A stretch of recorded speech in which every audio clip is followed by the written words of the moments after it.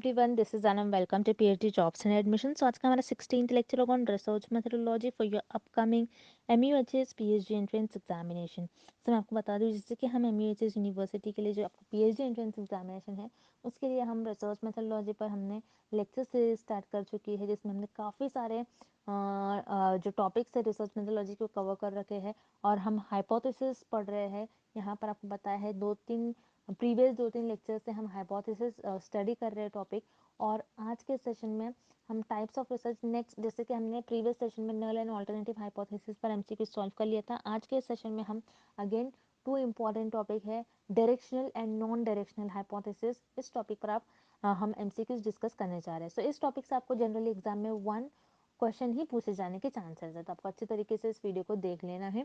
अब मैं आपको बता दूं, आपको जैसे कि पता है एमयूएचएस का जो पीएचडी एंट्रेंस एग्जामिनेशन है आपका 30 एंड 31 अगस्त को कंडक्ट करवाया जा रहा है। जिसमें मैं आपको बता दूं, अगर आप एग्जामिनेशन के लिए प्रिपेयर कर रहे हो तो आपको पेपर पैटर्न पता होना चाहिए, सिलेबस क्या होता है वो भी पता होना चाहिए। सो मैं आपको बता दूं कि आपका जो पेपर पैटर्न होता है एमयूएचएस यूनिवर्सिटी के पीएचडी एंट्रेंस एग्जामिनेशन का, आपका जो पेपर होता है ये 2 पार्ट्स में डिवाइडेड होता है, paper 1 and paper 2। So paper 1 में आपको 50 एमसीक्यूज पूछा जाता है, पेपर 2 में आपको 50 एमसीक्यूज पूछा जाता है। सो पेपर 1 में जो आपको 50 एमसीक्यूज पूछा जाता है ये रिसोर्स मेथोडोलॉजी से पूछा जाता है, और पेपर 2 में आपको जो 50 एमसीक्यूज पूछा जाता है ये आपके सब्जेक्ट से स्पेसिफिक पूछा जाता है। तो इसके लिए आपको सिलेबस क्या फॉलो करना है।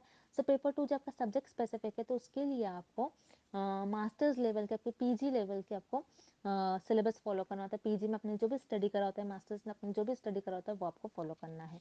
एंड रिसर्च मेथोडोलॉजी के लिए आपको जर्नल सिलेबस फॉलो करना होता है, जैसे meaning, types of research, characteristics of research, steps of research, ये सारा आपको रिसर्च मेथोडोलॉजी का सिलेबस फॉलो करना होता है। तो मैं आपको बता दूं, हम आपको रिसर्च मेथोडोलॉजी के लिए प्रिपेयर करवाते हैं। और रिसर्च मेथोडोलॉजी के भी अगर आप एग्जामिनेशन में क्वेश्चंस के आंसर करेक्ट मार्क कर कर आते हो तो उधर ही आप क्वालिफाई कर पाते हो आपके पीएचडी एंट्रेंस एग्जामिनेशन के लिए। जैसे कि आप स्क्रीन पर देख रहे हो, रिसर्च मेथोडोलॉजी का हमको कंप्लीट कोर्स प्रोवाइड करते हैं, जिसमें नोट्स, हम इंपॉर्टेंट क्वेश्चंस की पीडीएफ हम आपको प्रोवाइड करते हैं, मॉक टेस्ट जिससे कि आपकी प्रैक्टिस होती रहती है। तो ये सारा कंटेंट आपको हम आपको एक ही जगह पर प्रोवाइड करते हैं। 3 लैंग्वेजेस में हम आपको ये कोर्स प्रोवाइड करते हैं, Hindi, English as well as in Marathi.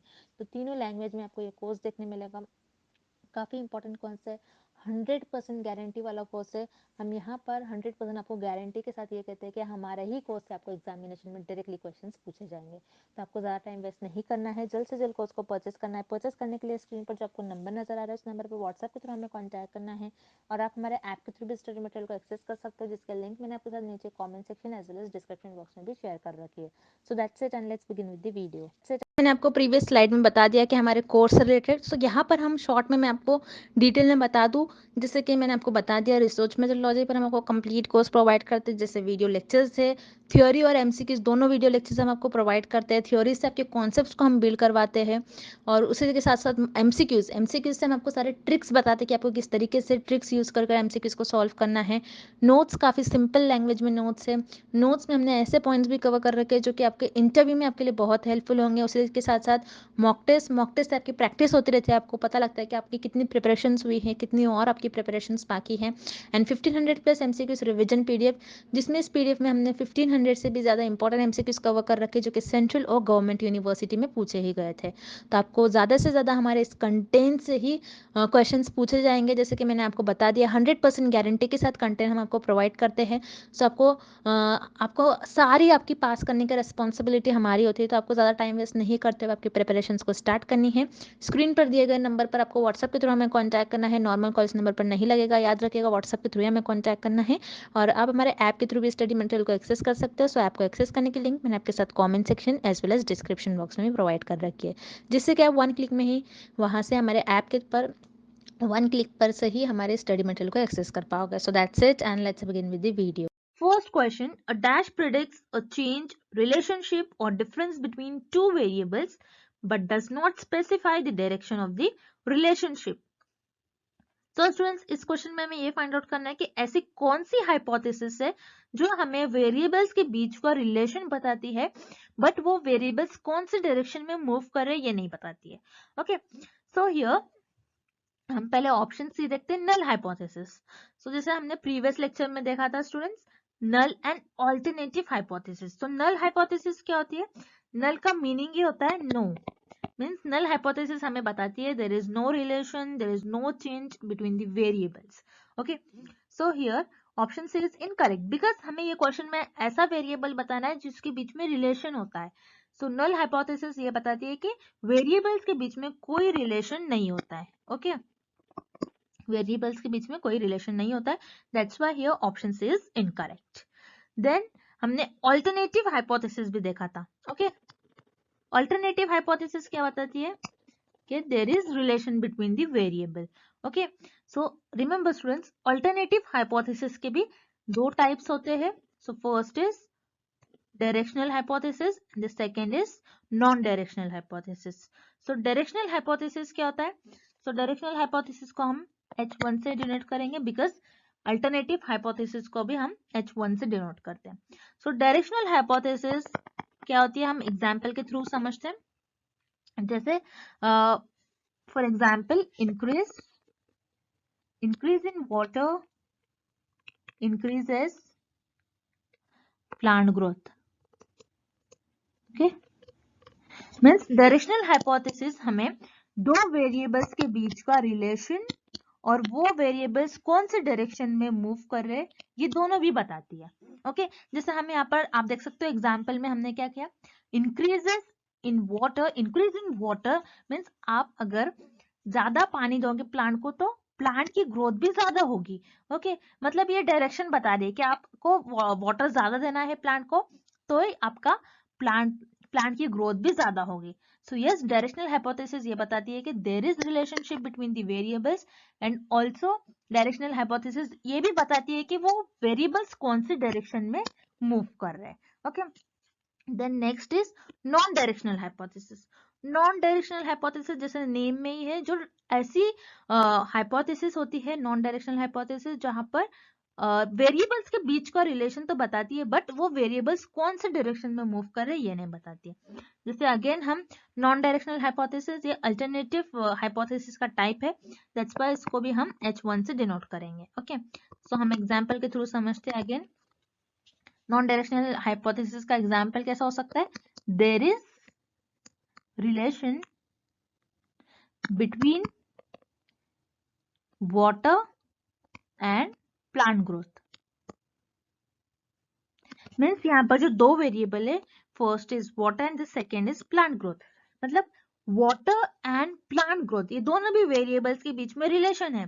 But non directional hypothesis ये नहीं बता रही है कि अगर आप वाटर को प्लांट को क्या आप ज्यादा पानी दे रहे हो तो प्लांट की ग्रोथ क्या ज्यादा हो रही है, अगर आप प्लांट को कम वाटर दोगे क्या प्लांट की ग्रोथ कम होगी.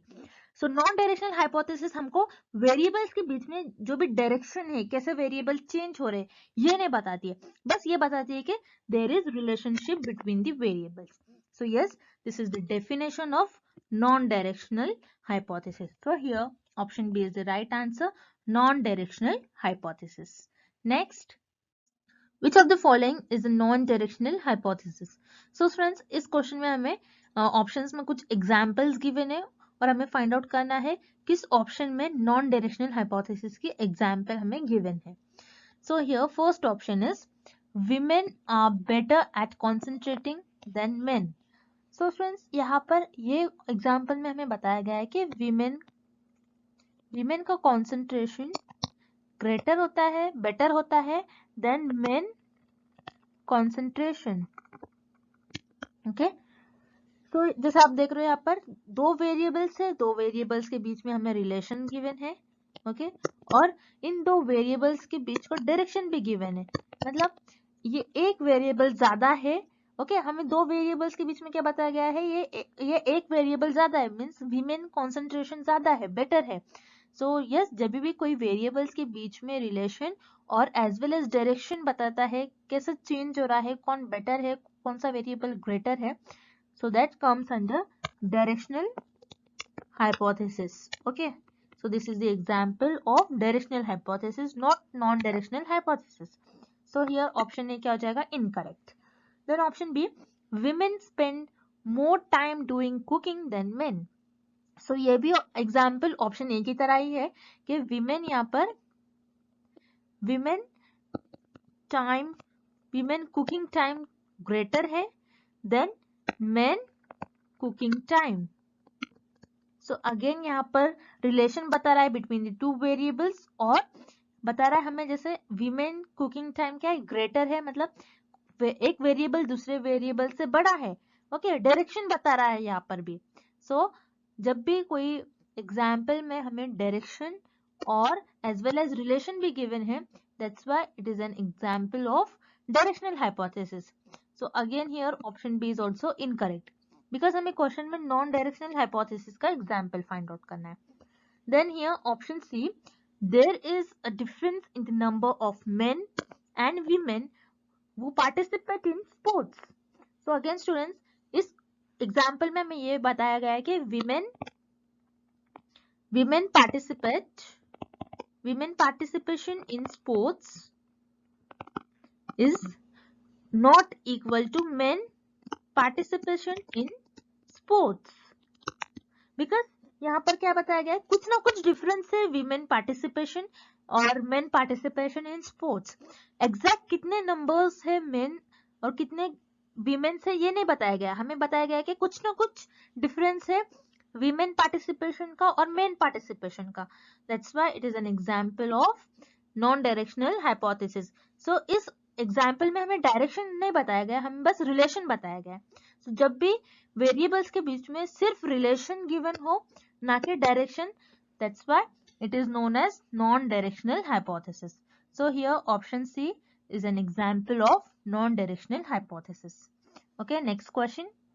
A dash is a prediction made by researcher regarding a positive or negative change, relationship or difference between two variables.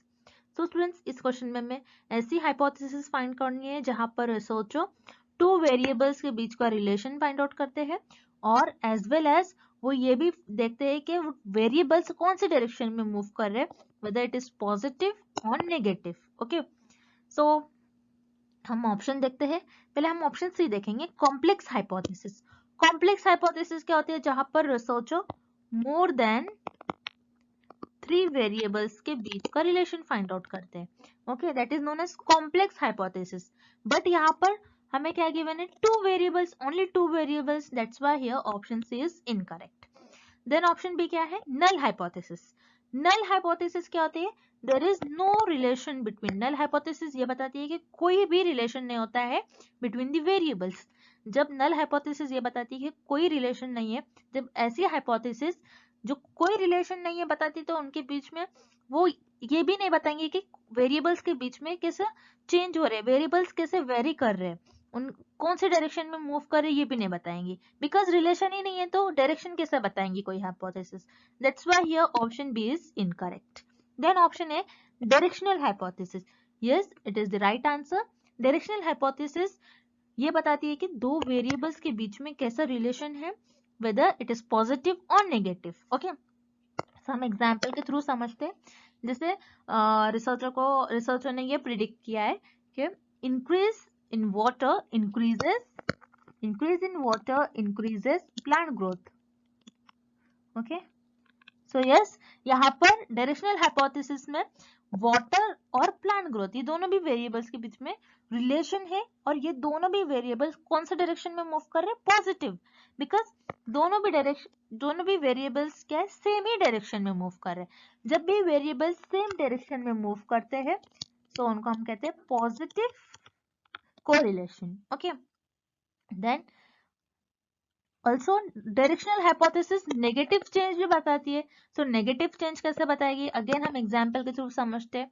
जैसे if you do exercise more than your weight will decrease more. Okay, अगर आप ज्यादा exercise करोगे सो आपका wait ज्यादा कम होगा। Okay, so आप देख रहे हो यहाँ पर जो एक वेरिएबल है ये अपवर्ड डायरेक्शन में मूव कर रहा है, दूसरा जो वेरिएबल है, द नेक्स्ट वेरिएबल है, सेकेंड वेरिएबल, ये डाउनवर्ड डायरेक्शन में मूव कर रहा है। तो दोनों भी अपोजिट डायरेक्शन में मूव करे, तो जब भी वेरिएबल्स अपोजिट डायरेक्शन में मूव करते हैं, so this is known as negative correlation.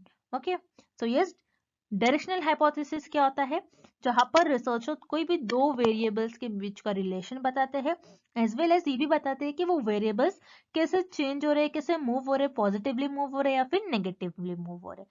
So yes, this is the definition of directional hypothesis. So here option A is the right answer. Okay, next question. The higher the number of Facebook friends, the higher the satisfaction in life. This is an example of. So students, इस question में हमें एक example given है और हमें ये find out करना है ये एग्जाम्पल कौन सी हाइपोथेसिस की एग्जाम्पल होगी, directional hypothesis, non directional hypothesis या फिर नल हाइपोथेसिस की. ओके, सो एग्जाम्पल क्या गिवन है हमें, the higher the number of Facebook friends means जितने ज्यादा आपके फेसबुक फ्रेंड्स होंगे उतनी ज्यादा आपको लाइफ में आप सेटिस्फाइड होगे. ओके, सो यहाँ पर स्टूडेंट जैसे आप देख रहे हो दो वेरिएबल्स है, एक Facebook friends and second is life satisfaction. So आप देख रहे हो ये दोनों भी वेरिएबल्स के बीच में कुछ ना कुछ रिलेशन है. ओके, और ये दोनों भी वेरिएबल्स डायरेक्शन शो कर रहे हैं, कैसे वेरिएबल्स वैरी कर रहे हैं, कैसे चेंज हो रहे हैं, वो वेरिएबल्स कैसे डायरेक्शन बता रहे हैं. तो जब भी वेरिएबल्स के बीच में कुछ ना कुछ रिलेशन होगा और वेरिएबल्स चेंज हो रहे होंगे या फिर डायरेक्शन शो कर रहे होंगे, तो ऐसे हाइपोथेसिस को हम कहते हैं directional hypothesis. So yes, this is the example of directional hypothesis. So directional hypothesis हमें क्या बताती है कि वेरिएबल्स के बीच में कुछ ना कुछ रिलेशन है और वो वेरिएबल्स कैसे वैरी कर रहे हैं, कैसे चेंज हो रहे हैं और उन वेरिएबल्स के बीच में कैसे और वेरिएबल्स डायरेक्शन शो करते हैं. Okay, so that is known as directional hypothesis. Then here option B is non-directional hypothesis. Non-directional hypothesis ऐसी hypothesis होते हैं जो सिर्फ और सिर्फ relation बताती है और क्या change हो रहा है between the variables ये नहीं बताती है. So yes, remember students, non-directional hypothesis सिर्फ और सिर्फ relation बताती है, change क्या हो रहा है between the variables ये नहीं बताती है. That's why here option B is incorrect. Then option C, null hypothesis. So null hypothesis जहां पर ऐसी हाइपोथेसिस है और नल हाइपोथेसिस कहती है कि there is no relationship between the variable, there is no changes between the variables. That's why here option C is also incorrect. So yes, this is the definition of directional hypothesis. Okay, so next question की तरफ चलते हैं हम. There is a negative relationship between stress and health. This is an example of. So students, इस question में अगेन हमको एक एग्जाम्पल गिवन है और हमें ये फाइंड आउट करना है कि ये एग्जाम्पल कौन सी हाइपोथेसिस के एग्जाम्पल होंगे. सो स्टूडेंट, जैसे कि आप देख रहे हो इस लेक्चर में मैं आपको बहुत सारे एग्जाम्पल सॉल्व कराऊंगे सो दैट आपका जो भी कॉन्सेप्ट है और जो भी डिफरेंस होता है between the different different hypothesis, तो आपको उस हाइपोथेसिस के बीच में क्या डिफरेंस है ये क्लियर हो जाएगा. Okay, so here example is there is negative relationship between stress and health. Means हमको तो ये एग्जाम्पल में पक्का है कि दो वेरिएबल्स गिवन है, first is stress and the second is health. Okay, but हमें ये भी गिवन है इंफॉर्मेशन के नेगेटिव रिलेशनशिप है. सो यस, नेगेटिव रिलेशनशिप मतलब क्या होगा कि अगर आप ज्यादा स्ट्रेस लेते हो तो हो सकता है कि आपके हेल्थ प्रॉब्लम और यू कैन से आपकी जो हेल्थ है वो खराब हो सकती है. अगर आप ज्यादा स्ट्रेस लोगे तो आपकी हेल्थ खराब हो सकती है. सो यहाँ पर ये जो वेरिएबल्स है नेगेटिव रिलेशनशिप शो कर रहे हैं बिकॉज एक वेरिएबल्स अपवर्ड डायरेक्शन शो कर रहा है और जो नेक्स्ट वेरिएबल है ये डाउनवर्ड डायरेक्शन शो कर रहा है. ओके, जब भी दो वेरिएबल्स डिफरेंट डायरेक्शन में मूव करते हैं that is known as negative relationship. Okay, so yes, directional hypothesis में हमने क्या देखा था, डायरेक्शनल हाइपोथेसिस रिलेशन बताती है और डायरेक्शन भी बताती है कि दोनों वेरिएबल्स कौन से डायरेक्शन में मूव कर रहे हैं और वेरिएबल्स कैसे चेंज हो रहे हैं. Okay, so yes, this is the example of directional hypothesis. So directional hypothesis relation और डायरेक्शन और दो वेरिएबल्स कैसे चेंज हो रहे हैं ये भी बताते हैं. So here option is the right answer. Then option B, non directional hypothesis. Non directional hypothesis क्यों नहीं होगी ये नॉन डायरेक्शनल हाइपोथेसिस का एग्जांपल, बिकॉज ये डायरेक्शन शो कर रही है. नॉन डायरेक्शनल हाइपोथेसिस सिर्फ रिलेशन शो करती है, डायरेक्शन शो नहीं करती है non directional hypothesis. That's why here option B is incorrect. Then option C, complex hypothesis. Complex hypothesis क्या होती है, जहां पर रिसर्चर मोर देन 3 वेरिएबल्स के बीच का रिलेशन फाइंड आउट करता है, ना कि कोई दो वेरिएबल. बिकॉज ये एग्जांपल में हमारे पास सिर्फ दो ही वेरिएबल है, first is stress and second is health. दो से ज्यादा वेरिएबल नहीं है. That's why here complex hypothesis का ये एग्जांपल नहीं होगा. So here correct option is option A, directional hypothesis. Okay, moving on to the next question. A directional hypothesis can state a dash relation between the variables.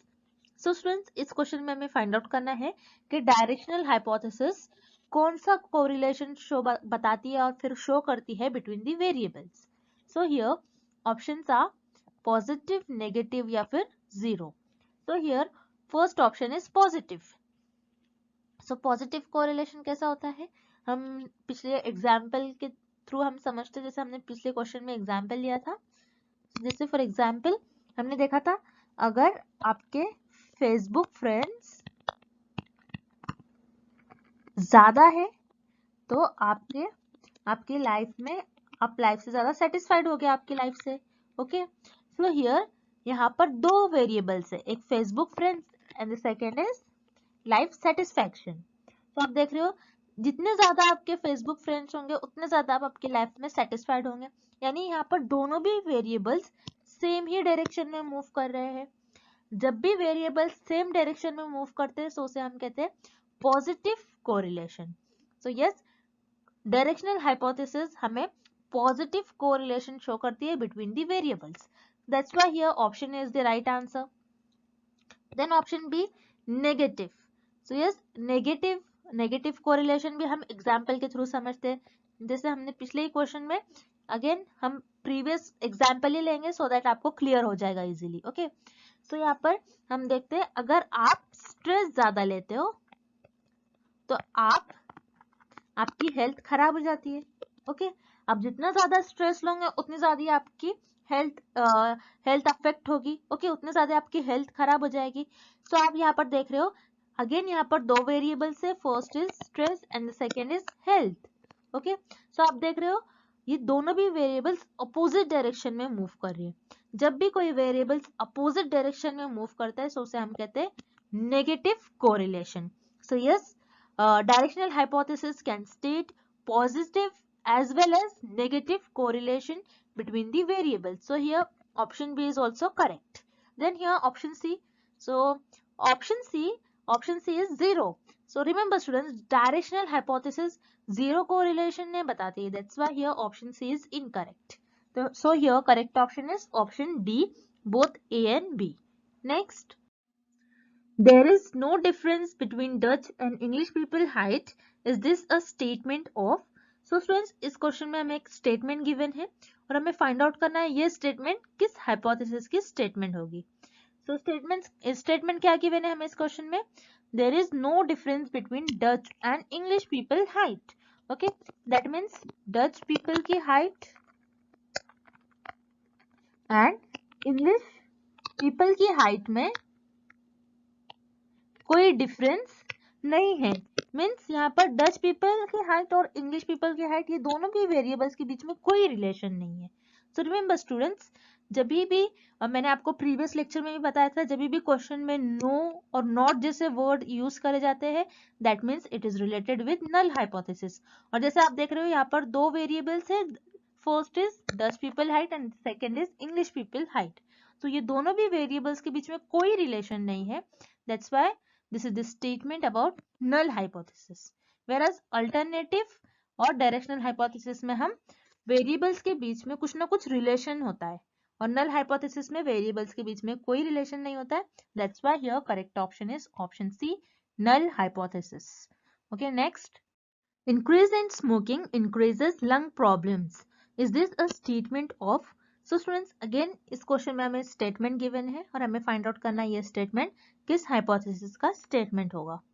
So here what is the statement क्या given है हमको, increase in smoking increases lung problems. Okay, means आप जितने ज्यादा smoking करोगे उतने ज्यादा आपको लंग प्रॉब्लम होगी. ओके, तो हियर अगेन जैसे आप देख रहे हो दो वेरिएबल्स है here, smoking and the second one is lung problem, और दोनों भी वेरिएबल सेम डायरेक्शन में मूव कर रहे हैं. दैट मीन्स ये जो स्टेटमेंट है हमें दो वेरिएबल्स के बीच में रिलेशन बता रहा है एज वेल एज और क्या बता रहा है, डायरेक्शन भी बता रहा है. ओके, मीन्स जब भी ऐसा स्टेटमेंट और ऐसी हाइपोथेसिस जो वेरिएबल्स के बीच में रिलेशन बताए और एज वेल एज डायरेक्शन भी बताए, उसे हम कहते हैं directional hypothesis. Then here alternative hypothesis. So alternative hypothesis का टाइप होता है directional hypothesis.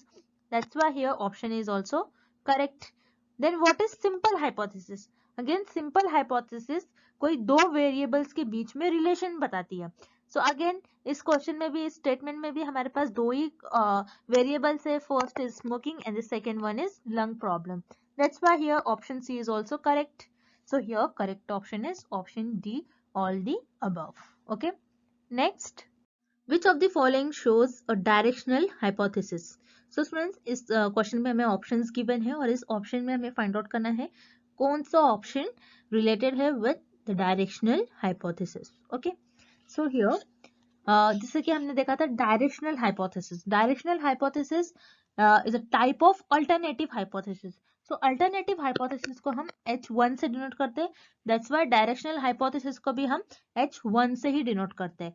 So here option B is incorrect because H यहाँ पर H0 और यू कैन से H0 ये हम नल हाइपोथेसिस के लिए यूज करते हैं. That's why here option B is incorrect.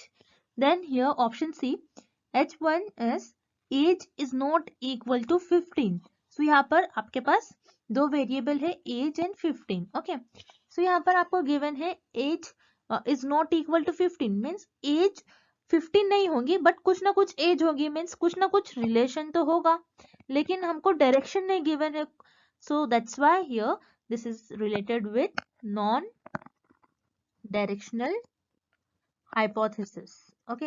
यहाँ पर नॉन डायरेक्शनल हाइपोथेसिस हमें ये बताती है कि वेरिएबल्स के बीच में कुछ ना कुछ रिलेशन है बट वो वेरिएबल्स कौन से डायरेक्शन में मूव कर रहे हैं, कैसे चेंज हो रहे हैं वेरिएबल, ये नहीं शो करती. That's why here option C is incorrect.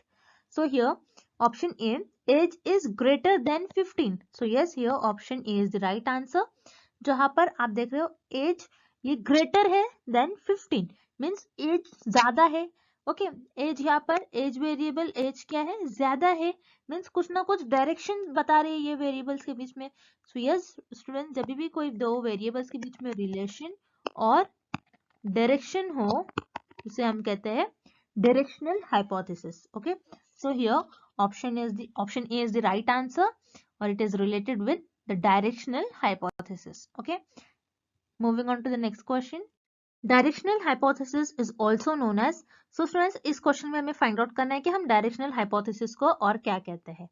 So yes directional hypothesis को हम वन टेल्ड हाइपोथेसिस भी कहते हैं.